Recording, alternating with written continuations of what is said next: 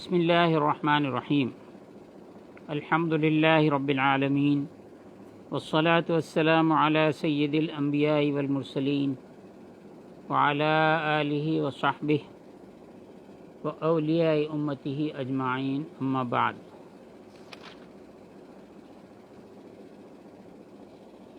اعوذ باللہ من الشیطان الرجیم بسم اللہ الرحمن الرحیم۔ انما یخشی اللہ من عبادہ العلماء، صدق اللہ مولانا العظیم وصدق رسولہ النبی الامین الکریم ونحن علی ذلک من الشاہدین والشاکرین والحمد للہ رب العالمین۔ جیسا کہ آپ جانتے ہیں کہ آج سے درس کا وقت بادشاہ رات 9 بجے سے 10 بجے تک ہندوستانی معیار وقت کے مطابق کر دیا گیا ہے۔ سرما کا زمانہ ہے، نماز بہت جلد ہو رہی ہے، رات 10 سے 11 یہاں پر کافی دیر ہو جا رہی ہے، اس لیے 9 سے 10 کر دیا گیا ہے۔ ہم درس کا آغاز کرتے ہیں۔ گزشتہ درس کا آخری حصہ یاد دہانی کے طور پہ کرتے ہیں تاکہ اس کا تسلسل پھر آگے چلے۔ ابھی یہ باب اثبات العلم کا ابتدائی حصہ اور ایک فصل ہوئی ہے، اب دوسری فصل ہم شروع کر رہے ہیں، یا جہاں سے اثبات العلم شروع ہے اگر اس کو ایک فصل مانتے ہیں تو دوسری فصل یہ تیسری فصل، لیکن کتاب کے مطابق یہ دوسری فصل ہے۔ جو گزشتہ درس گزرا اس میں داتا گنج بخش رحمۃ اللہ تعالی علیہ نے بصرے کے ایک رئیس کا قصہ بیان فرمایا ہے کہ بصرے کا ایک رئیس تھا، اس کا ایک باغ تھا، وہ اپنے باغ میں گیا ہوا تھا، اس کی نظر وہ جو برزگر تھا یعنی کاشتکار تھا، باغبان تھا، اس کی بیوی پر نظر پڑی، وہ حسین تھی۔ اس نے اس باغبان کو کسی کام سے روانہ کر دیا اور اس عورت سے کہا کہ دروازے بند کر دو، تو اس نے فوری گئی اور وہ جیسا کہ اس نے کہا تھا واپس آئی اور کہا کہ میں نے تمام دروازے بند کر دیے ہیں لیکن ایک در یعنی دروازہ میں نہیں بند کر سک رہی ہوں۔ اس نے کہا وہ کون سا ہے؟ تو کہا کہ وہ دروازہ میان ما و خداونداس ہمارے اور اللہ کے درمیان ہے، اس کو میں بند نہیں کر سکتی ہوں۔ مرد پشیمان ہوا، استغفار کیا۔ اب یہاں پر یہ جو درس شروع ہوا تھا، اللہ تعالیٰ کو حاضر جاننا، اس کو ناظر جاننا، وہ دیکھ رہا ہے، وہ سن رہا ہے۔ یہ میں نے اس بارے میں بہت آسان کر کے جو ہمارے پاس حضرت میراجی خدانما حسینی رحمۃ اللہ علیہ کے پاس سلسلے میں آپ کے میراجی خدانما حسینی رحمۃ اللہ علیہ کے دادا پیر حضرت خواجہ برہان الدین جانم بیجاپوری رحمۃ اللہ تعالی علیہ کا جو ارشاد نامہ ہے دکنی زبان میں، اس میں بیان کیا گیا۔ والد گرامی فرماتے تھے کہ جب ہم کسی کام کی ابتدا کرتے ہیں، چاہے کوئی کام ہو، دنیا و آخرت کا جو کوئی ہو، یا عبادت ہو یا معاملات ہوں، جو کچھ ہوں، ہم بسم اللہ سے کام شروع کرتے ہیں تو اس میں یہ دیکھیں گے پہلے 3 حروف ہیں، بے سین میم، اس کے بعد اس میں ذات ہے اللہ، پھر صفت ہے رحمان، پھر صفت ہے رحیم۔ تو بے سے اللہ بصیر ہے، دیکھتا ہے میرے کاموں کو۔ جب بسم اللہ کہیں تو یہ کہیں اور سمجھیں۔ بے سے اللہ بصیر ہے، دیکھتا ہے میرے کاموں کو۔ سین سے اللہ سمیع ہے، سنتا ہے میری باتوں کو۔ میم سے اللہ محیط بالعلم ہے، جانتا ہے میرے ارادوں کو۔ صوفیہ کرام کے نزدیک یہ ذکر بھی کیا جاتا ہے، اللہ حاضری، اللہ ناظری، اللہ معی۔ میرا اللہ حاضر ہے، اللہ مجھے دیکھتا ہے، اللہ میرے ساتھ ہے۔ یہ جو بے سین میم فرمایا گیا بے سے اللہ بصیر ہے، دیکھتا ہے میرے کاموں کو. یہ بات کو سمجھ لینا ہے. لیکن وقت گزرتا جا رہا ہے اور ہم علم سے رفتہ رفتہ دور ہوتے جا رہے ہیں. ہم سے مراد مسلمانوں کی اکثریت کا حال یہی ہے، علم سے دور ہو رہے ہیں. جیسا کہ اس کی فصل میں آپ نے فرمایا کہ دنیا کے مراتب حاصل کرنے کے لیے، عہدے حاصل کرنے کے لیے جو علم سیکھا جاتا ہے وہ علم ہی نہیں ہے. علم وہ ہے جو اللہ، جس کے ذریعے اللہ کی معرفت حاصل ہو، علم وہ ہے. چنانچہ اس لحاظ سے دنیا میں جتنی یونیورسٹیز قائم ہیں، جتنے کالجز چل رہے ہیں، جتنے اسکولز چل رہے ہیں، جتنے انسٹیٹیوشنز ہیں، چاہے وہ دینی مدارس ہو، دنیاوی مدارس ہوں، سب کا یہ حال ہو گیا ہے کہ دینی مدارس ہیں تو قضات تو آج کل رہی نہیں. اسلامی ممالک میں قضات ہے، یعنی جج بنایا جاتا ہے عالم کو. ہمارے پاس تو یہ ہے نہیں. لیکن بلند مراتب ہوں، افتاء ہو، یہ ان کا منشا ہوتا ہے کہ لوگوں کے درمیان میرا مرتبہ بڑھے. تو یہ حضرت فرماتے ہیں یہ علم نہیں ہے. علم وہ ہے جو اللہ کی معرفت کرائے. اللہ کی معرفت کے لیے یہ تین چیزیں بہت ضروری ہیں. پہلے بندے کا یہ جاننا کہ اللہ مجھے دیکھتا ہے، میں جو کچھ کہہ رہا ہوں اللہ اسے سنتا ہے. جو کچھ میرے دل میں ہے، میرے ارادے میں ہے، میرے دل میں وسوسہ گزر رہا ہے، وہ بھی اللہ جانتا ہے. اللہ محیط بالعلم ہے. کافی عرصہ گزر گیا مراقبہ، توجہ بتلاتے، لیکن چند سال پہلے یہ خیال آیا کہ جب ہم یہ کہتے ہیں، والد گرامی فرماتے تھے کہ جب توجہ شروع کر رہے ہیں تو یہ سمجھیں، دیکھو یاد کرو بے سے اللہ بصیر ہے، دیکھتا ہے میرے کاموں کو. سین سے اللہ سمیع ہے، سنتا ہے میری باتوں کو. میم سے اللہ محیط بالعلم ہے، جانتا ہے میرے ارادوں کو. اتنا کہنے کے باوجود وہ استحضار آج حاصل نہیں ہو رہا ہے. میں ایسا محسوس کیا تو اس کا خلاصہ میں نے ایسا کر دیا کہ جب بسم اللہ الرحمن الرحیم کہیں تو اپنی زبان سے ادا کریں. بے سے اللہ بصیر ہے، دیکھتا ہے میرے کاموں کو. سین سے اللہ سمیع ہے، سنتا ہے میری باتوں کو. میم سے اللہ محیط بالعلم ہے، جانتا ہے میرے ارادوں کو. بسم اللہ الرحمن الرحیم. تو فوری استحضار آ جائے گا کہ بے سین میم کا کیا مطلب ہے. تو یہ درس یہاں پر ختم ہوا تھا. اب فصل دوسری شروع ہوتی ہے. اما علم بندے، لیکن بندے کا علم بایت کے اندر امور خداوند و معرفت وی باشد. بندے کا جو علم ہے، جو بندہ علم حاصل کرے، اس میں یہ باتیں ہیں کہ خداوندی امور خداوند و معرفت وی، اور اس کی پہچان. امور خداوند دیکھنے میں یہ بہت مختصر چھوٹا سا لفظ ہے. یہ امور امر سے نکلا ہے، اس کے حکم سے نکلا ہے. اور جب اللہ تعالیٰ کسی شے کی تخلیق کرنا چاہتا ہے، اذا اراد شیئا ان یقول له کن فیکن، کن فرماتا ہے تو یہ امر ہے. اس کا امر سے مراد اب یہ ہو گئی کہ تمام دنیا میں، جس کو ہم اس عالم ناسوت کہہ رہے ہیں، عالم دنیا کہہ رہے ہیں، اور آسمان کا ایک عالم ہے، اس میں خود کئی عوالم ہیں. تو خداوندی امور سے مراد مخلوقات، تخلیقات، اللہ کی تخلیقات، اور اس کی معرفت، یعنی خالق کی معرفت. خالق کی معرفت ہونا اور جو تخلیقات ہیں، اللہ کی مخلوقات ہیں، اس کے ذریعے سے اس کی معرفت، یہ علم بندے کو ہونا چاہیے. وہ فریضے بر بندے پر فرض ہے. علم وقت باشد، وقت کا علم ہونا چاہیے. اس بارے میں صوفیاء کرام نے وقت کو بہت اہمیت دی ہے.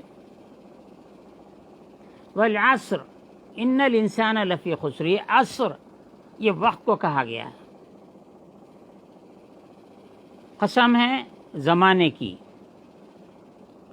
انسان خسارے میں ہے. یہ لفظ مطلق ہے انسان. الا الذین آمنوا، خسارے میں انسان ہے، لیکن اللہ ان کے سوا، آمنوا جو ایمان لائے، وعملوا الصالحات اور نیک عمل کیے. تو یہاں پر وقت کا علم جاننا ضروری ہے. اس کے ہم اور کچھ ایک دو توجیحات بیان کرتے ہیں. اور یہ کوئی محدود لفظ نہیں ہے، یہ بہت وسیع لفظ ہے. وقت کا علم سے مراد آج جس وقت ہم جس زمانے میں ہیں اس زمانے کا علم بھی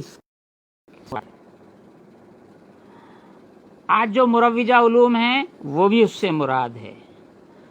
تو علم چاہے جسے ہم علم دین کہہ رہے ہیں، جسے ہم علم دنیا کہہ رہے ہیں، چاہے کوئی علم ہو، اس علم کے ذریعے سے اللہ کی مخلوقات پر غور کیا جائے کہ اس نے اس کو کیسے خلق فرمایا، کیسے پیدا کیا. مخلوق کے ذریعے خالق کی معرفت کریں. اب یہ جملے کو مکمل کرتا ہوں. فریضہ بر بندے علم وقت باشد، بندے پر وقت کا علم فرض ہے، وہ آنچے اور وہ جو کہ بر موجب وقت بیکار آیا، جو وقت پر کام آئے.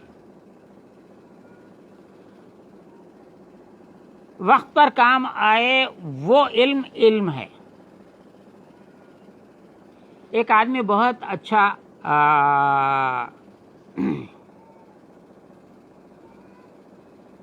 یوں سمجھ لیجئے کہ وہ بہت اچھا پہلوان ہے، یا بہت اچھا تلوار چلانے آتا ہے، بہت اچھا اس کو فائرنگ آتی ہے،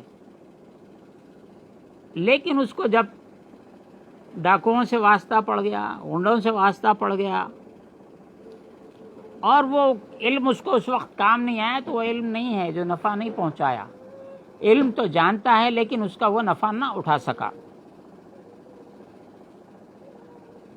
آج دنیا میں بہت علوم ہیں، ان کی بہت شہرت ہے.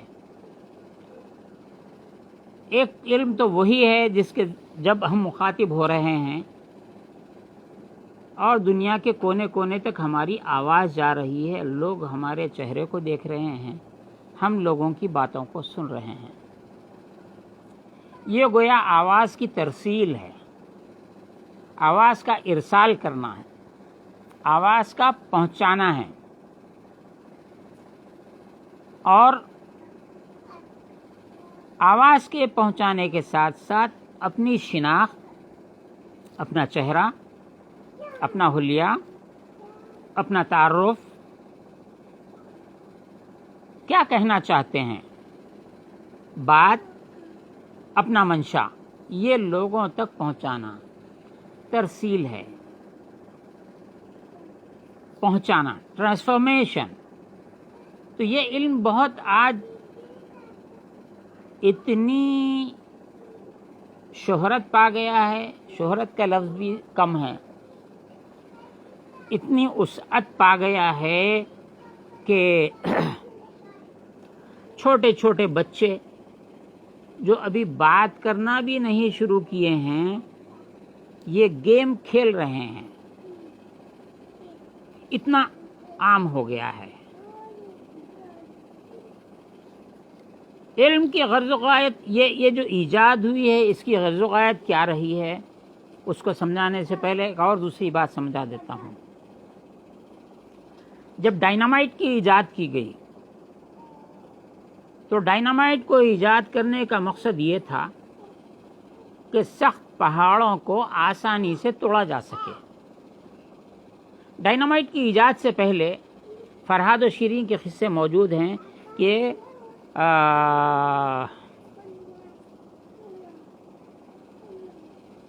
وہ جو دودھ کی نہر جس کو کہتے ہیں وہ نہر نکالی گئی، پتھر کو تراشا گیا، ایک طرف سے دوسری طرف بڑے بڑے ٹنلز بنا دیے گئے، سرنگیں بنا دی گئی. جب یہ موجود نہیں تھا لیکن فنکار اس وقت وہ کام انجام دیتے تھے. باولیوں کی کھدائی، کنوؤں کی کھدائی زمینوں میں تو آسان ہے، سخت زمین میں، لیکن جب پتھر لگ جاتا ہے تو پتھر کو پہلے جو لوگ بناتے تھے پتھر کو تراشتے تھے، توڑتے تھے، اور ان کے پاس جو طریقہ موجود تھا اس طریقے سے بڑی بڑی باولیاں، زبردست باولیاں تعمیر کرتے تھے. ڈائنامائٹ کی ایجاد کے بعد میں یہ پتھر کو توڑنے کے لیے دراصل ایجاد ہوئی تھی.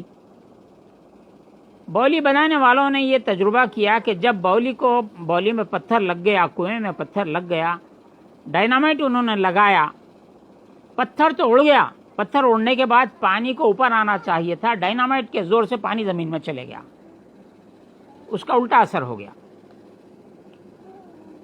ڈائنامائٹ ایک اچھے مقصد کے لیے بنایا گیا تھا، لیکن وقت کے گزرنے کے ساتھ ساتھ جناب انسان یا انسانوں کے درمیان جو شیطان صفت لوگ تھے یا تخریب کار تھے،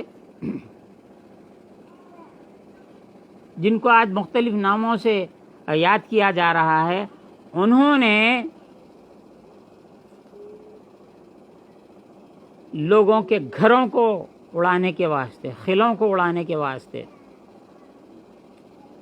عمارتوں کو تباہ کرنے کے واسطے استعمال کرنا شروع کیا.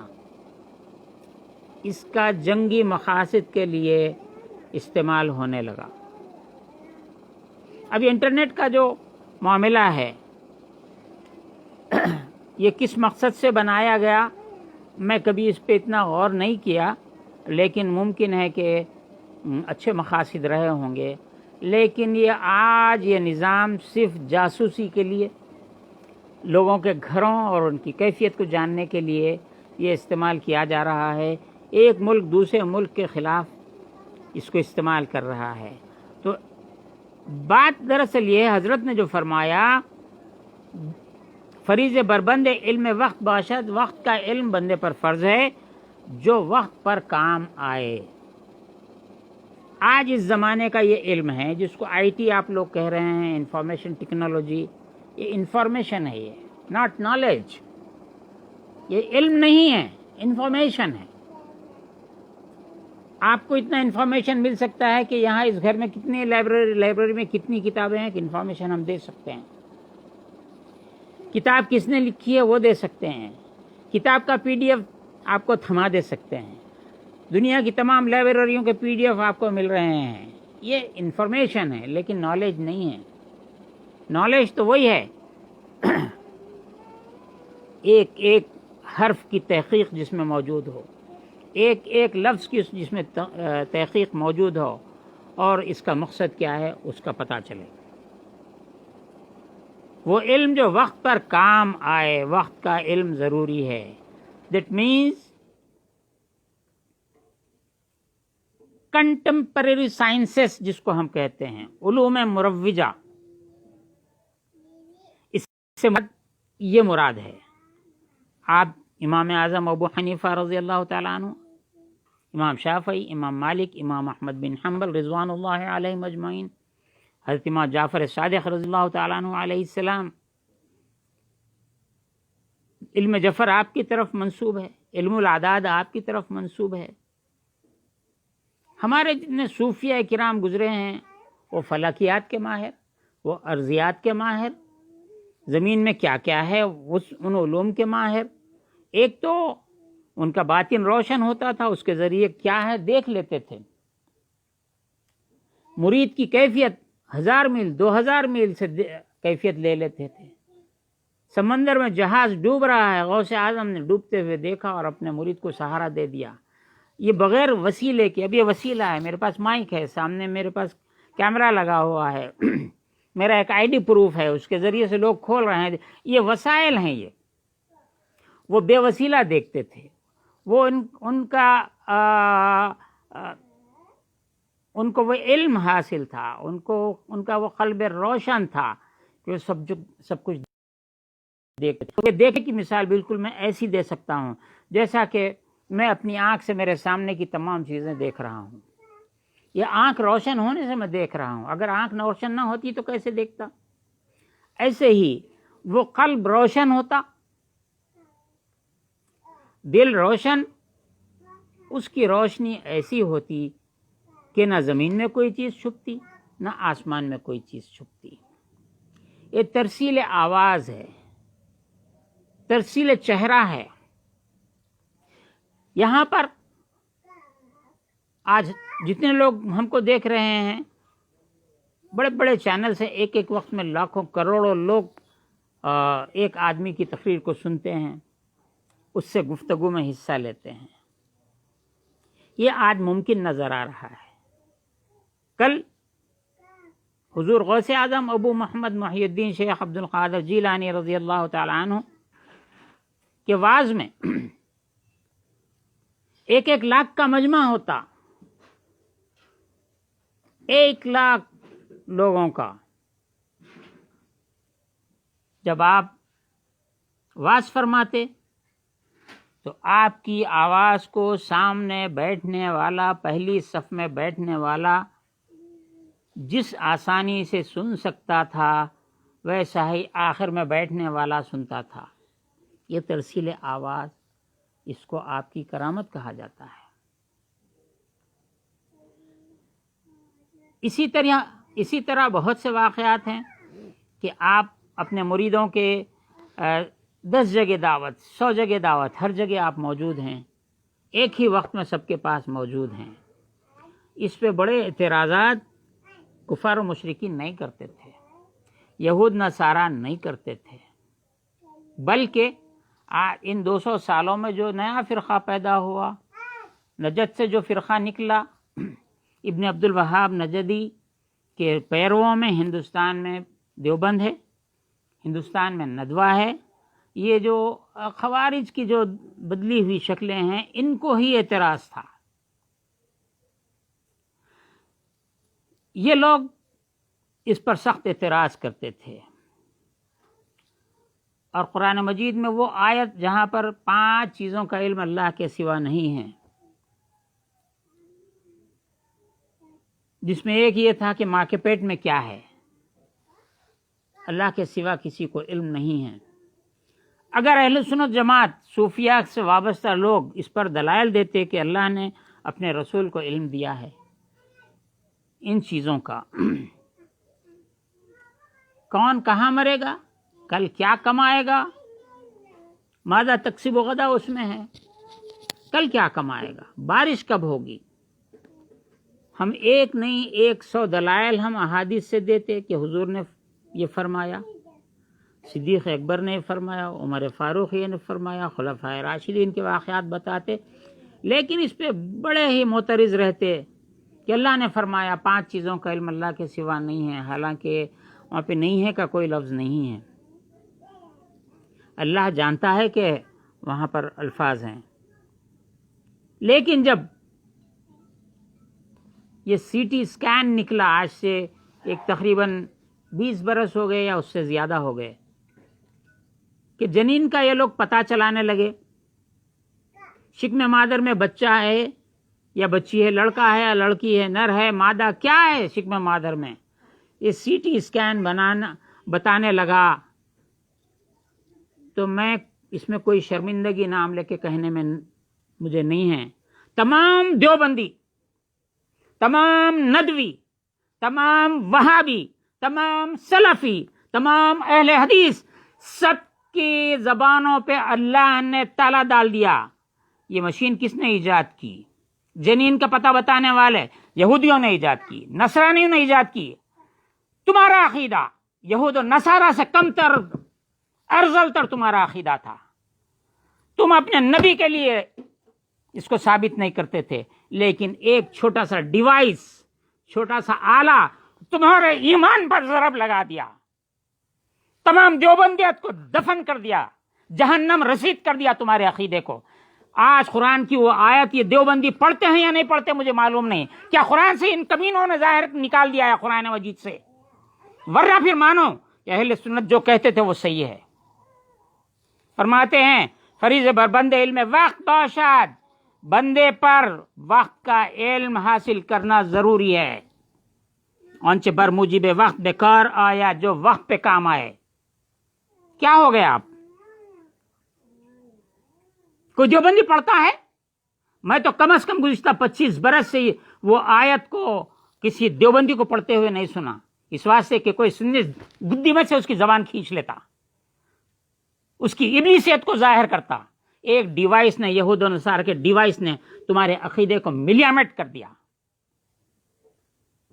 وہ کیسا دیکھتے تھے؟ وہ کیسا پہچانتے تھے؟ ان کا دل روشن، ضمیر روشن. اب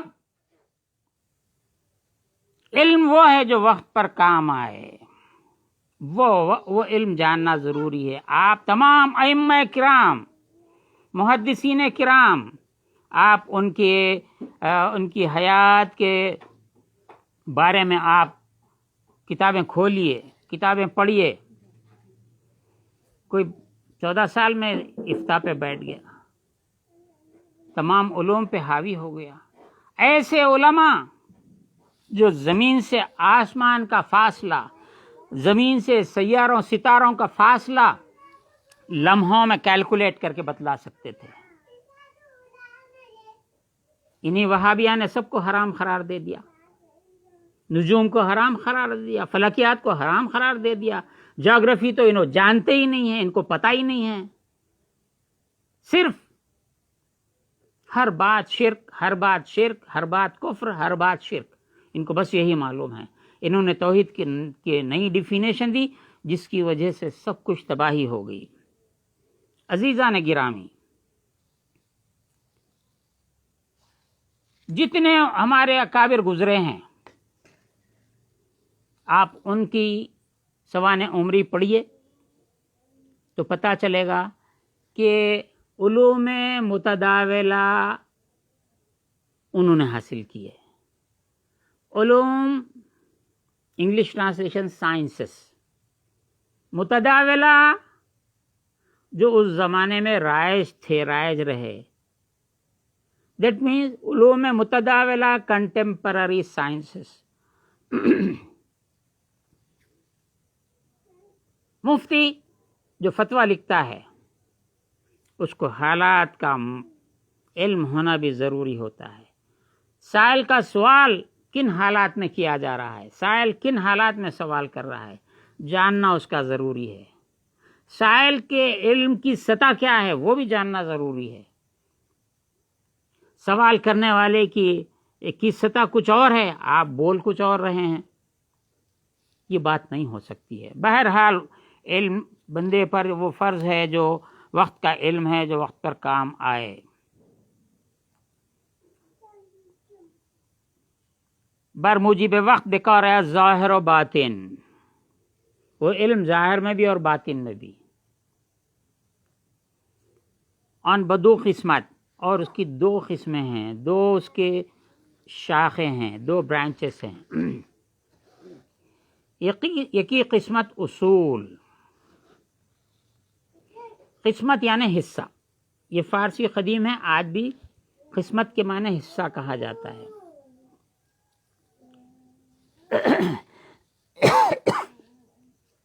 یکی قسمت اصول است، ایک اس کا حصہ اصول ہے. وہ دیگر قسمت فروع، اور دوسرا جو حصہ ہے وہ فروع ہے. فرع معنی برانچ. ایک اصل کے معنی اور میں بتلاتا ہوں. جو ایک درخت ہوتا ہے تو درخت کا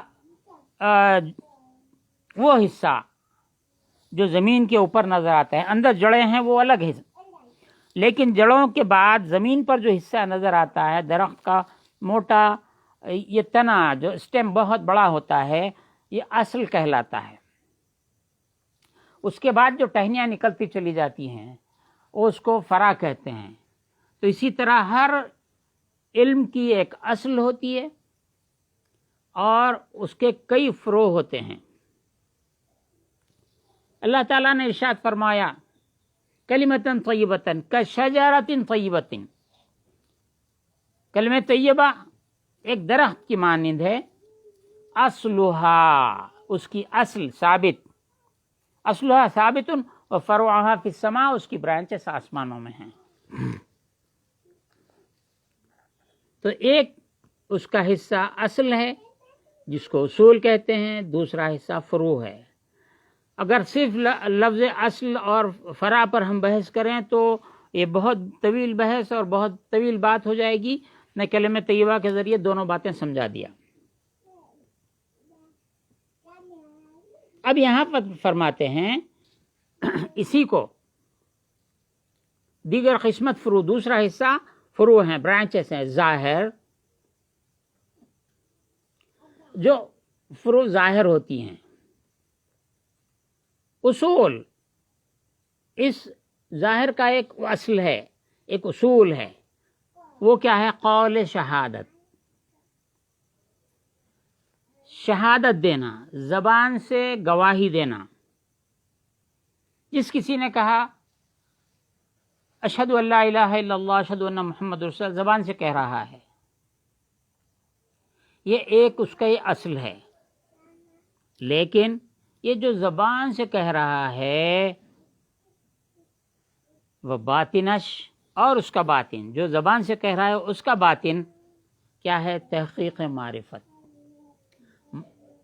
اللہ کو ایک جاننے کا، ایک ماننے کا علم اس کو حاصل ہونا، اور رسالت مآب صلی اللہ علیہ وسلم کا خاتم النبیین ہونا اس کے باطن میں ہونا چاہیے۔ اللہ کی ذات کو مانتا ہے، اللہ ایک ہے، پاک اور بے عیب ہے،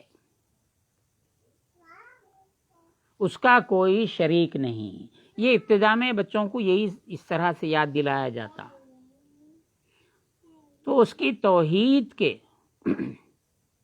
اس کے ایک ہونے کے، پاک اور بے عیب ہے، یہ الفاظ بچوں کو یاد دلائے جاتے تھے، آج بھی یاد دلائے جاتے ہیں، پاک اور بے عیب ہے۔ فرض کیجئے کہ ایک بہت بڑا مشہور ڈاکٹر ہے، فزیشین ہے، لیکن جب پیشنٹ آتا ہے تو نہیں ڈاکٹر صاحب نہیں ہے بول دو گھر میں، اندر سے بولتا ہے، یا ابھی اندر باہر سے اندر گیا، نوکر آ کے بولتا ہے نہیں ڈاکٹر صاحب نہیں ہے، بہت دیر ہو گئی جا کے، وہ ڈاکٹر بولنے لگا تھا، تو لوگوں میں شہرت ہو جاتی، لوگ بولتے بہت اچھا ڈاکٹر ہے مگر ایک عیب ہے اس کے اندر، وہ جھوٹ بولتا ہے، جھوٹ بولنا اس کا عیب ہے۔ ایک عالم ہے، عالم ہوگا بہت کچھ بڑا، گالیاں دیتا ہے، بہت اچھا عالم ہے مگر گالی دیتا ہے، بہت اچھا عالم ہے مگر فحش بولتا ہے، یہ اس کا عیب ہے۔ اس طرح جو ہے جتنے عیوب انسانوں میں وہ صفت آئے تو عیب کہلاتا ہے۔ اللہ رب العزت کی ذات پاک ہے، سبحان جس کو کہتے ہیں، بے عیب ہے، اس میں کوئی عیب نہیں ہے۔ اگر کوئی کلمہ گو یہ کہتا ہے کہ اللہ جھوٹ بول سکتا ہے، جھوٹ بولنا عیب طے ہو چکا، تو گویا معاذ اللہ وہ کہہ رہا ہے کہ اللہ تعالیٰ جھوٹ بولنے پر قادر ہے۔ گویا اگر کوئی عیب معاذ اللہ، اللہ کی ذات میں کوئی عیب ہوتا تو جھوٹ کا عیب ہو سکتا ہے، کیا مسلمان کہلا سکتا؟ یہ دیوبند کے بانی جناب علی قاسم نانوتوی صاحب کا قول ہے۔ جتنے دیوبندی ہیں ان کو قاسم نانوتوی صاحب کو ایسا مانتے ہیں، اتنا بڑا مانتے ہیں شاید میری مثال کم پڑ جائے، جیسا کہ ہم اہل سنت غوث اعظم کو ولی مانتے ہیں، امام اعظم کو سب سے بڑا امام مانتے ہیں، ویسا ہی دیوبندی قاسم نانوتوی صاحب کو ان سے بھی بڑا مانتے ہیں۔ جب وہ جھوٹ اللہ پہ عیب کا گمان رکھتے ہیں، اور پھر وہ مسلمان بھی ہیں، یہ ماننے والے بھی مسلمان ہیں۔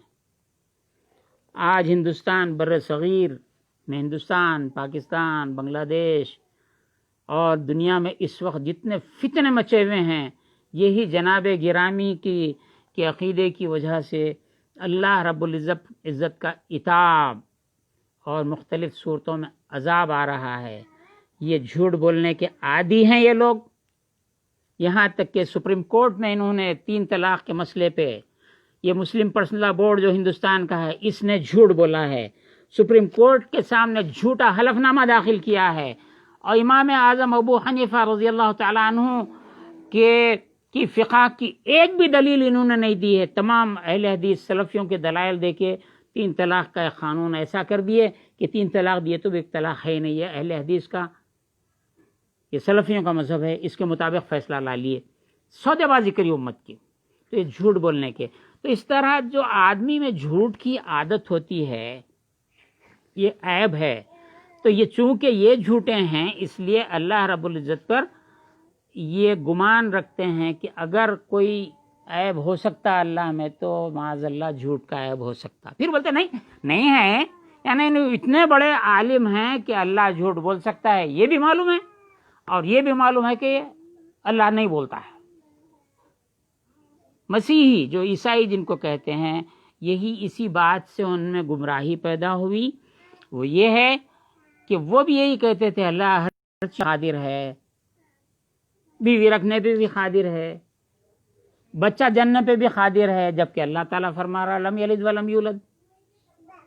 اور جب جھوٹ کی نسبت یہ لوگ کرتے ہیں، سبحان اللہ عما یصفون، اللہ تعالیٰ فرما رہا اللہ پاک ہے، جو ان صفتیں یہ بیان کرتے ہیں جس چیزوں سے، تو یہ فرمایا گیا کہ اصول قول شہادت کا دینا، اشہد ان لا الہ الا اللہ اشہد ان محمد رسول اللہ کہنا، اللہ کی ذات کو اور اس میں اس کی جو صفات ہیں پاک اور بے عیب ہے، وہ اس کو جاننا، اور باطن میں زبان سے کہنے والے کے باطن میں تحقیق معرفت ہونا،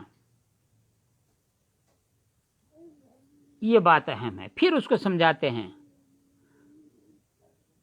اسی ظاہر و باطن کو سمجھاتے ہوئے کہتے ہیں، ایک ظاہر تھا اشہد ان لا الہ الا اللہ اشہد ان محمد رسول اللہ کہا، ایک باطن یہ تھا کہ اس کی معرفت، یعنی اللہ کے ایک ہونے کی معرفت، اس کے صفات کی معرفت، اور محمد رسول اللہ کہا تو رسول اللہ کی معرفت اور کمالات رسالت کی معرفت ہونا، یہ باطن تھا۔ اسی طرح جیسا قول شہادت ہے، زبان سے کہہ رہا ہے تو بات ظاہر ہو رہی ہے، اب فرماتے ہیں وہ ظاہر فروع، اور جو فروعات ہیں یعنی برانچز ہیں اس کے، اس لا الہ الا اللہ محمد رسول اللہ کے جو برانچز ہیں وہ کیا ہیں؟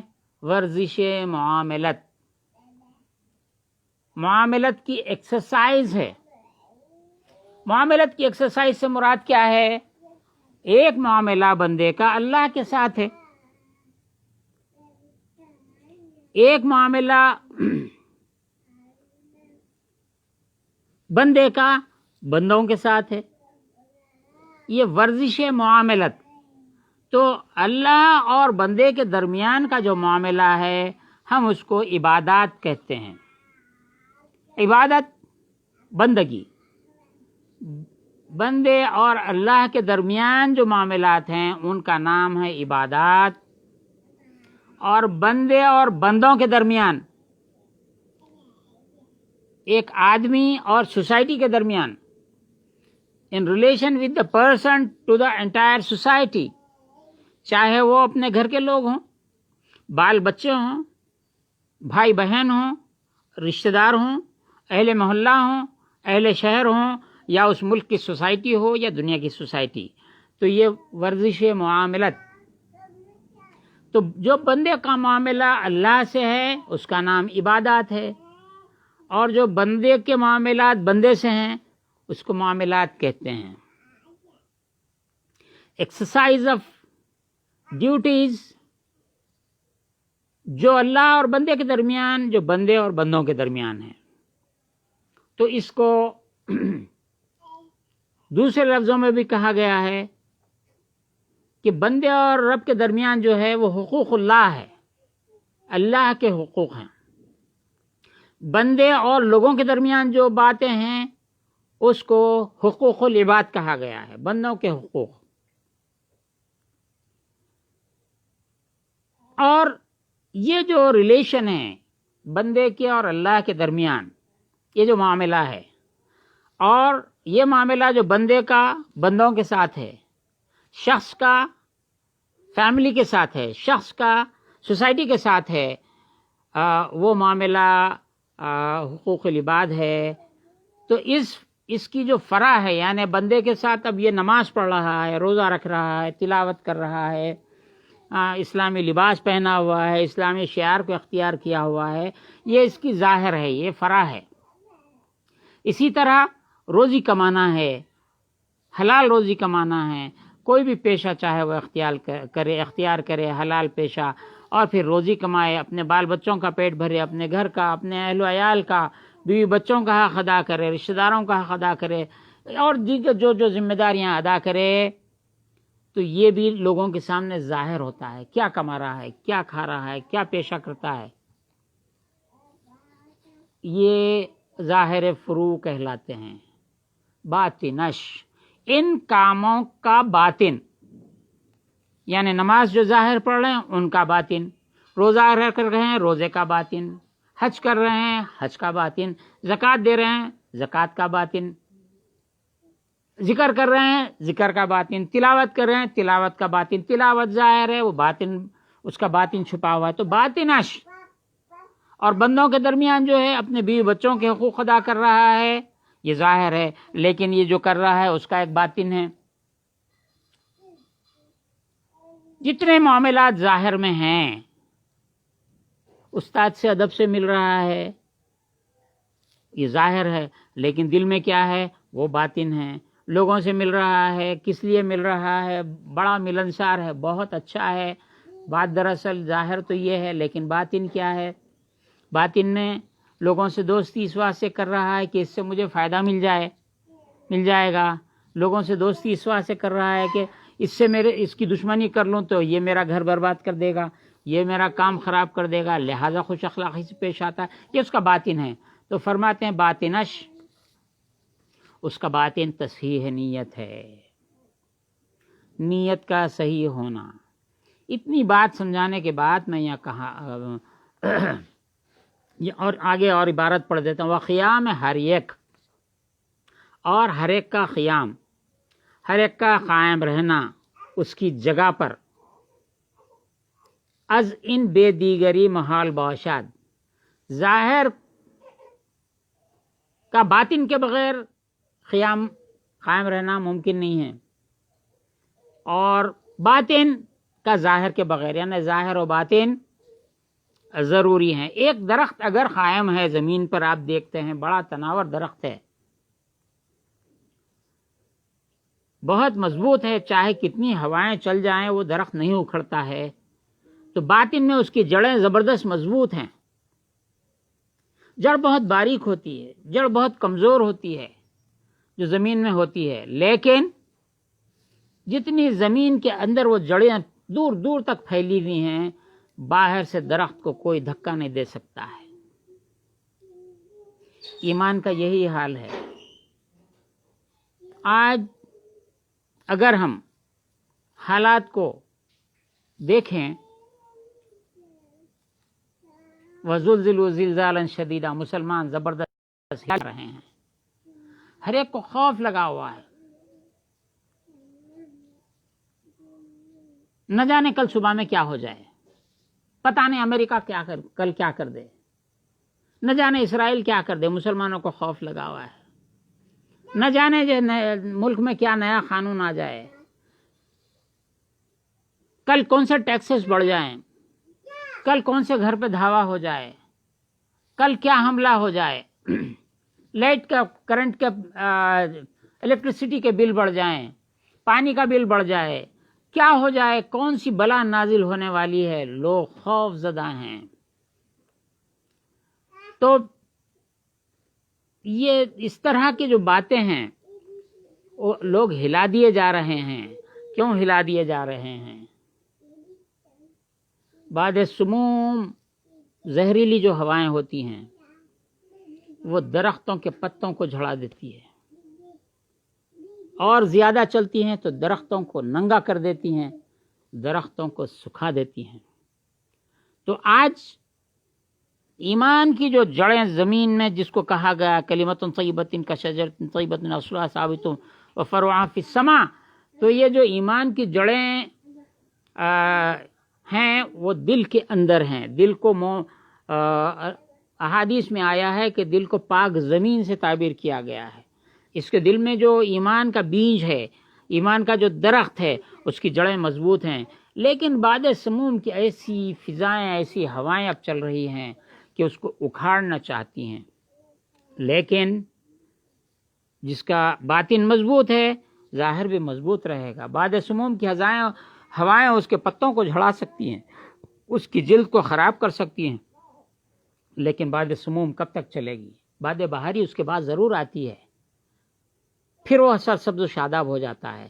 تو ظاہری جو عبادات ہیں، بندہ نماز پڑھ رہا ہے، یہ ظاہری معاملہ ہے اللہ سے۔ باطن میں جو ہے وہ اللہ بہتر جانتا ہے۔ یہ لوگوں کو دکھانے کے لیے پڑھ رہا ہے یا لوگوں میں روب جھاڑنے کے لیے کر رہا ہے، یہ کیا بات ہے وہ اللہ بہتر جانتا ہے۔ تو معاملے کی نیت کی، معاملے کی جو باطن ہے، باطن کو درست کرنے کے لیے بے سے اللہ بصیر ہے، دیکھتا ہے میرے کاموں کو۔ میرے کام جو ظاہر ہیں یہ ظاہری ورزش ہے، اور اللہ دیکھ رہا ہے، یہ سمجھنا یہ باطنی ورزش ہے، باطنی ایکسرسائز ہے۔ سین سے اللہ سمیع ہے، سنتا ہے میری باتوں کو، میں جو کہہ رہا ہوں اللہ اسے سنتا ہے۔ میں نے جب سے کہہ دیا کہ قاسم نانوتوی نے ایسا کہا، اللہ جھوٹ بولنے پہ معاذ اللہ امکان کذب کے وہ خیال ہیں، جھوٹ بول سکتا ہے، میں ان کا قول دہرا رہا ہوں، اللہ سنتا ہے۔ انہوں نے کہا، وہ بھی اللہ نے دیکھا۔ تو جو ہم کر رہے ہیں اللہ ہمیں دیکھتا ہے، یہ باطن کی تصحیح ہو جاتی ہے، خوف اس پہ طاری ہو جاتا ہے۔ میں جو کہہ رہا ہوں اللہ وہ سنتا ہے۔ جب یہ تصور ہو جائے گا، یہ خیال ہو جائے گا، یہ مراقبہ ہے خیال کا،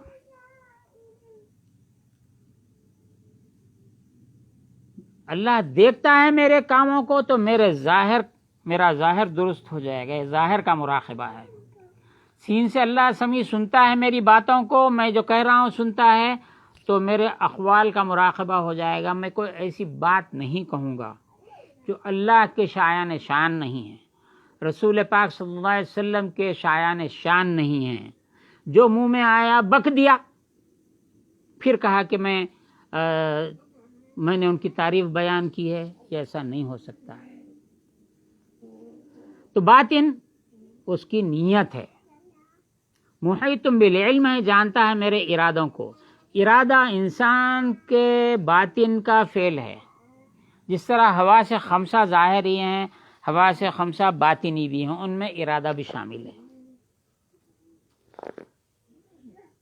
جب آدمی سوچتا ہے، سوچنا ایک شے ہے، لیکن کام کرنے کا ارادہ کرنا ایک شے ہے۔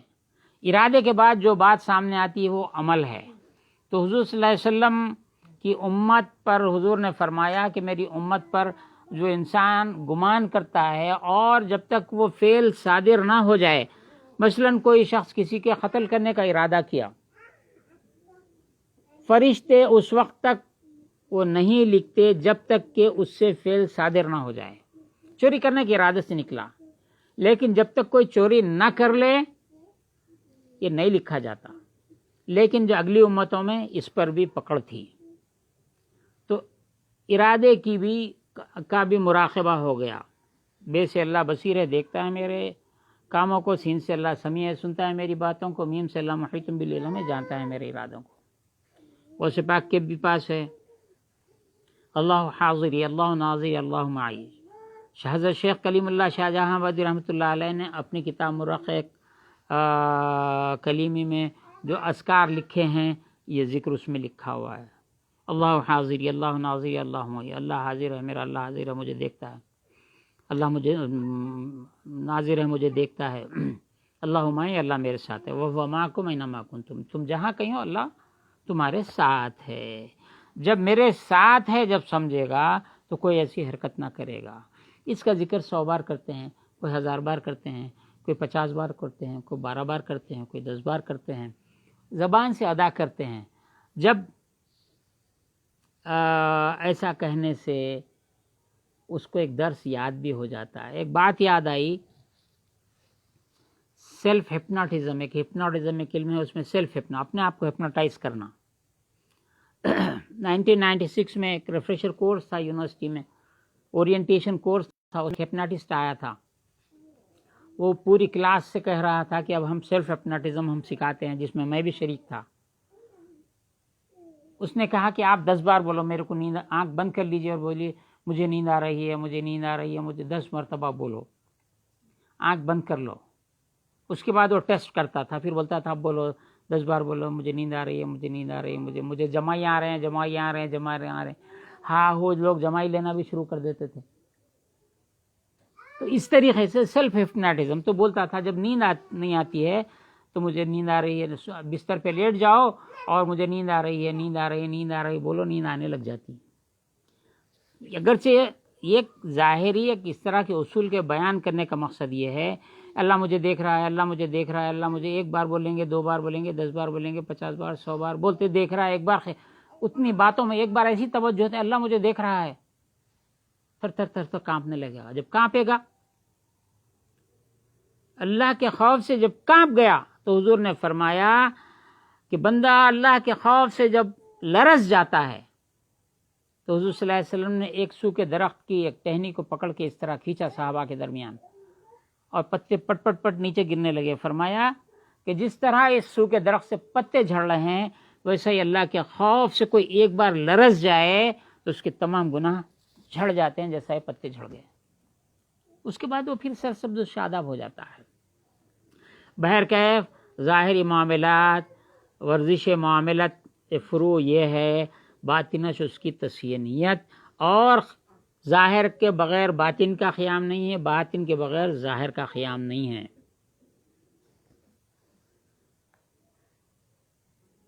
قیام ہر یک ازین بے دیگری محال باشد، ظاہر بھی حقیقت. ایسا ظاہر جس کی حقیقت نہیں ہے، نفاق بود، اس کا نام نفاق ہے. آپ تسبیح لے کے سڑکوں پہ پھر رہے ہیں، ٹیم کی ٹیم لے کے پھر رہے ہیں، لیکن دل میں یہ ہے لوگوں پہ جو ہے تقوی کا روب جھاڑ دیا جائے، متاثر کیا جائے، اپنے ساتھ کھینچا جائے. نفاق بود. باطن بھی ظاہر، ایسا باطن جو باطن تو اچھا ہے، صاف ستھرا ہے، لیکن ظاہر نہیں ہے. باطن میں اچھائیاں ہیں لیکن ظاہر نہیں ہیں. باطن بھی ظاہر زندقے، بغیر ظاہر کا باطن زندقہ ہے. اتنا کہنے کے بعد فرماتے ہیں وظاہر شریعت، یعنی شریعت کا پابجائی کرنا، شریعت کا بجا لانا، بھی باطن، جس میں باطن میں نیت شامل نہیں ہے. نقص بود، یہ نقص ہے، یہ عیب ہے. وہ باطن بھی ظاہر اور باطن ظاہر کے بغیر نہیں. ہم ایک فرقہ ہے ہمارے پاس، آج بھی ہے، پہلے بھی سنتے تھے، آج سے 1000 سال پہلے بھی بات سننے میں آئی ہے، کتابوں میں آئی ہے. بہت سے لوگ ہیں کہ نہیں بھائی ہم دل کی نماز پڑھتے ہیں. آج بہت ہیں، حیدرآباد کے مختلف علاقوں میں موجود ہیں، اور شہر کے اطراف بھی ہیں، ہندوستان میں بھی ایسے لوگ پائے جاتے ہیں، نہیں ہم دل کی نماز پڑھتے ہیں. کیا ہے وہ باطن بھی ظاہر، باطن تمہارا سب کچھ ہوں گا لیکن بغیر ظاہر کے ہوس، یہ ہوس ہے، اس کے سوا کچھ نہیں ہے. پاس علم حقیقت را سے رکنا، حقیقت کے 3 ارکان ہیں. یکی علم بذات خداوند تعالی، ایک وہ ہے اللہ تعالی کی ذات کا علم، و وحدانیت وہی، اور اس کی وحدانیت کا علم، اس کا ایک ہونے کا علم. نفی تشبیہ، اس کے جیسا کوئی ہے، تشبیہ نفی تشبیہ کوئی نہیں ہے، نفی کرنا، از وہی اس سے، اس کی ذات سے، نہ اس کے جیسا کوئی ہے نہ اس کی جیسی صفات ہیں، یہ نفی کرنا. لا الہ الا اللہ جو بولنا ہے، نہیں ہے کوئی معبود سوائے اللہ کے، تو ذات اور صفت کوئی شریک نہیں ہے. و دیگر، اور دوسرا علم بصفات خداوند تعالی، اور اللہ تعالیٰ کی جو صفات ہیں اس کا علم، اس میں بھی کوئی شریک نہیں ہے. وہ دیکھتا ہے تو ہمارے دیکھنے کی طرح نہیں ہے. ہمارا دیکھنا ان آلوں کے ذریعے ہے، ہمارا سننا اس آلے کے ذریعے، اس کے اندر جو ہڈی ہے اس سے ہے، ہمارا بولنا اس زبان سے، اس گوشت کے لوتھڑے سے ہے. یہ ہم اللہ کی مخلوق ہیں. اس کا دیکھنا ہماری آنکھ کی دیکھنے کی طرح نہیں ہے، اس کا سننا ہمارے کان سے سننے کی طرح نہیں ہے، اس کا بولنا ہماری زبان سے بولنے کی طرح نہیں ہے. ہمارا زندہ ہونا جو ہے، اللہ کا زندہ ہونا ہماری زندگی کی طرح نہیں ہے. روح نکل گئی تو بے جان، یہ ایسا نہیں ہے. اس کی صفات میں بھی کوئی شریک نہیں ہے. وہ احکام آن، اور اس کے احکام. سوم، تیسرا علم بے افعال و حکمت وہی، اس کے افعال کا اور اس کی حکمت کا علم. یہاں تک کہ ایک بات فوری یاد آ گئی، وہ یہ ہے کہ وَلَا يُشْرِكْ بِعِبَادَةِ رَبِّهِ أَحَدًا، سورہ کہف کی آخری آیت ہے نا. پوری آیت کے ذرا میں کچھ یاد نہیں آ رہی، پوری مکمل آیت، اتنا لفظ تو یاد آ گیا. کانت لهم جنات الفردوس نزلا، نہیں وہاں سے نہیں ہے، میں آخری حصہ بھی بیان نہ کرانا ابھی. وَلَا يُشْرِكْ بِعِبَادَةِ رَبِّهِ من كان يرجو لقاء ربه فليعمل عملا صالحا، جو اپنے رب سے ملنا چاہتا ہے. من كان يرجو لقاء ربه فليعمل، پس وہ عمل کرے صالح. ولا يشرک، اور شرکت نہ کرے، کس میں؟ ولا یشرک، ولا یشرک، اور شرکت نہ کرے، کس میں؟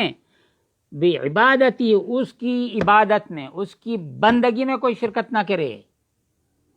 اس کی ذات میں تو شرکت نہیں، وہ نفی ہو گئی. عبادت میں بھی شرکت نہیں، عبادت میں بھی شرکت، یہ شرک فی العبادت. اب یہ تیسری بات تھی. اور اس کے افعال، اس کے جو افعال ہیں ہمارے افعال کی طرح نہیں ہے، یہ نہیں ہے، یہ بھی نہیں سمجھنا ہے، اس کی بھی نفی کرنا ہے. جب یہ 3 باتیں کہنے کے بعد، یہاں پر 3 باتیں، آج درس ہم یہاں ختم کرتے ہیں، جو 5 منٹ دیر سے شروع ہوا، 5 منٹ دیر سے ختم. جس طرح نیت، عمل اور نیت میں 3 چیزیں آپ نے بیان فرمائی، یہاں فرماتے ہیں وہ علم شریعت را، اور علم شریعت میں بھی نیت سے رکنا، اس کے بھی 3 ارکان ہیں.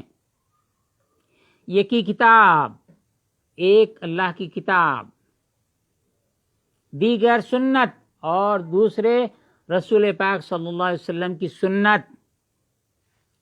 وسوام اجماع امت، یہ 3 چیزیں اس میں ہیں. وہ دلیل بر علم بے اثبات ذات و صفات و افعال خداوند عز و جل قول اوست، اور اللہ کہ علم کا اثبات اس کی ذات کا، افعال کا، صفات کا اللہ کا قول ہے، فَعَلَمْ أَنَّهُ لَا إِلَٰهَ إِلَّا اللَّهُ. اور یہ فرمایا فَعَلَمُوا أَنَّ اللَّهَ مَوْلَاكُمْ، یہ جان لو کہ اللہ تمہارا مولا ہے. ونیز فرمود گفت الم تعلم الم تر الى ربک کیف مد ظل، کیا آپ نے نہیں دیکھا کہ اس نے تیرے رب نے کیسے سائے کو دراز کیا ہے. اب یہ صبح ہے، سورج نکلا تو سایہ اتنی دور تک رہتا ہے جس کے نہیں، جب یہ بلند ہوتا چلا جاتا سایہ گھٹتا چلا جاتا ہے، یہاں تک کہ دوپہر میں آپ کے لکڑی کے نیچے آ جاتا ہے، آپ کے خط کے نیچے سایہ آ جاتا ہے، خط کا بڑھنا گھٹنا.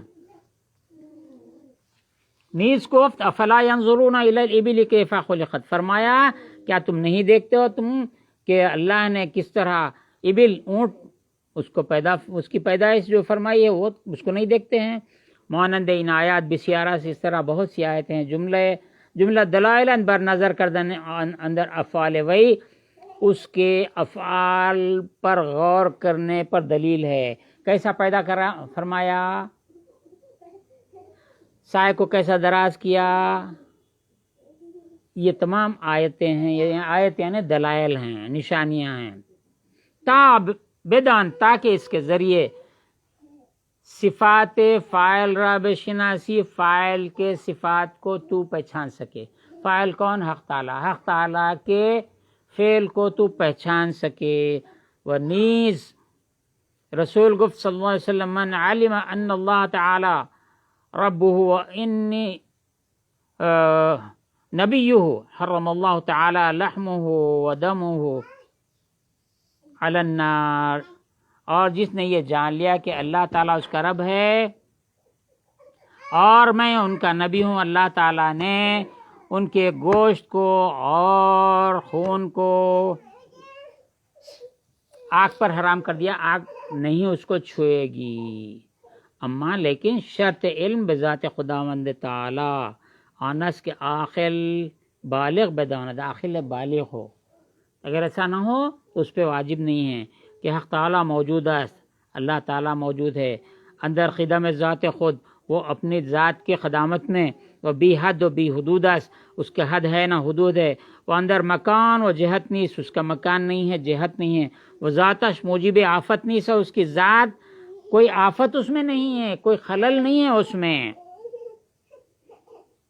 وہ خلقش مانند نیست، اور مخلوق اس کے مانند نہیں ہے. ویرا زن و فرزند نہیں، اس کو زن و فرزند نہیں ہے. وہ ہر چیز اندر وہم تو صورت بندہ، جو کچھ تیرے وہم میں کوئی صورت بن جائے، کوئی خیال آ جائے، وہ اندر خرد عقل کے اندر انداز بندہ اندازہ بن جائے، وہ اندازہ بھی وہی آفریدگار آناس. تیرے خیال میں جو صورت بن رہی ہے، تیرے خیال میں جو شکل بن رہی ہے، جو اندازہ قائم ہو رہا ہے، وہ بھی مخلوق ہے. کہ بدانی کہ وہی را صفاتی سے اس کے صفات ہیں، بدو موجود وہ ان صفات کے ساتھ موجود ہے. وہ آن نہ ویس نہ جزو ویس، نہ وہ اس کو سمجھانے کافی وقت لگ جائے گا. میں نے اس کے پہلے سمجھا دیا ہے. بات یہاں پہ پھر طویل بحث کی متقاضی ہے. بہرحال آگے فرماتے ہیں لیس کمثلہ شیء وہو السمیع البصیر. لیس کمثلہ کوئی نہیں ہے اس کا مثل شے، جو کچھ ہے وہ شے ہے. اذا اراد شیئا جو فرمایا، جب کوئی شے کے بنانے کا ارادہ کرتا ہے فرماتا ہے کن، وہ موجود ہے. وہ هو السمیع البصیر، وہ سننے والا ہے اور دیکھنے والا ہے. انہ علیم بذات الصدور واللہ علی کل شیء قدیر وهو السمیع البصیر فعال لما یرید هو الحی الذی لا الہ الا هو وله الملک. یہ آیتیں آگے کی دلائل ہیں. اللہ خالق کل شیء. عزیزان گرامی، آج یہ درس یہاں پر ہم ختم کرتے ہوئے یہ بتلاتے ہیں کہ جو لوگ اس بات کہ آج دنیا میں جتنی آفتیں ہیں، میرا وجدان کہہ رہا ہے، میں اس پہ بارہا کہہ چکا ہوں، آج جو مسلمان ذلت کا شکار ہیں، رسوائی کا شکار ہیں، یہ لوگ یہ کہتے ہیں ہماری بدعمالیاں ہیں، بدعمالیاں ہیں، بدعمالیاں ہیں، عمل صحیح نہیں ہے. نہیں، تمہاری نیتیں بد ہے، تمہارا باطن بد ہے. تم اللہ کو عیب دار سمجھتے ہو. عیب ممکن ہے، عیب دار کیا ممکن ہے؟ اگر عیب ہوتا تو ایسا ہوتا. یہ جو عقیدہ تم نے پھیلا دیا ہے دنیا میں، لاکھوں مسلمانوں میں پھیلا دیا، کروڑوں میں پھیلا دیا، تو یہ نام کو ظاہر میں مسلمانی ہے، لیکن باطن میں اللہ کی صفات کو تم عیب دار ہونا تم سمجھتے ہو کہ یہ ممکن ہے. عیب ہوتا اگر اللہ میں معاذ اللہ تو جھوٹ کا عیب ہو سکتا تھا. یہ تمہارا فقہ کے روح سے، عقائد کی روح سے یہ کلام تمہارا، یہ تمہارے کفر پر دلالت کرتا ہے، تمہاری شیطنت پر دلالت کرتا ہے، ابلیسیت پہ دلالت کرتا ہے. کروڑوں لوگوں کو تم نے گمراہ کر دیا، اور کروڑوں مر چکے ہیں اسی گمراہی میں، ابھی زندہ ہیں اسی گمراہی میں چل رہے ہیں. یہی وجہ ہے آج جو مسلمان ہر طرف ذلت و خواری کا شکار ہو رہے ہیں، ان کا دبدبہ قائم ہی ہونے نہیں پاتا. یہ انہی حضرت گرامی کے وسوسے کی بدولت دنیا میں مسلمان ذلت و خواری کا شکار ہو رہے ہیں.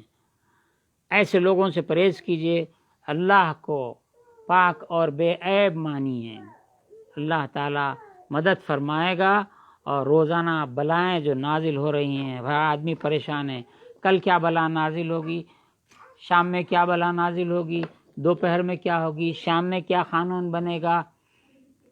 یہ سب ہر آدمی ہر روز پریشان ہے. دولت مند بھی پریشان ہے، غریب بھی پریشان ہے، متوسط بھی پریشان ہے. یہ آپ کے کارنامے ہیں. دفع بلا کی دعا کیجیے. اولیاء اللہ نے تمام دنیا میں اسلام پھیلایا، اور آپ تمام عالم میں لوگوں کو مشرک کافر ٹھہراتے پھر رہے ہو. اللہ آپ کے فتنوں سے، آپ لوگوں نے جو فتنہ پھیلایا ان سے ہم کو، ہمارے اہل و عیال کو محفوظ رکھے، مسلمانوں کو محفوظ رکھے. ربنا ظلمنا انفسنا وان لم تغفر لنا وترحمنا لنكونن من الخاسرين. ربنا عليك توكلنا واليك انبنا واليك المصير. ربنا لا تجعلنا فتنة للذين كفروا واغفر لنا ربنا انك انت العزيز الحكيم. غفرانك ربنا واليك المصير. ربنا اغفر لنا ذنوبنا وكفر عنا سيئاتنا وتوفنا مع الابرار. ربنا هب لنا من ازواجنا وذرياتنا قرة اعين واجعلنا للمتقين اماما. اللهم اعنا تلاوة القرآن، ذکرک و شکرک و حسن عبادتک. جیسے اللہ بصیرت دیکھتا ہے میرے کاموں کو، سین سے اللہ سمیع سنتا ہے میری باتوں کو، میم سے اللہ محیط بالعلم جانتا ہے میری ذاتوں کو. بسم اللہ من قدامنا، بسم اللہ من ورائنا، بسم اللہ من فوقنا، بسم اللہ من تحتنا، بسم اللہ عن اماننا، بسم اللہ عن شمالنا. یا سیدنا مولانا فاستجب دعانا وعاتنا سؤلنا.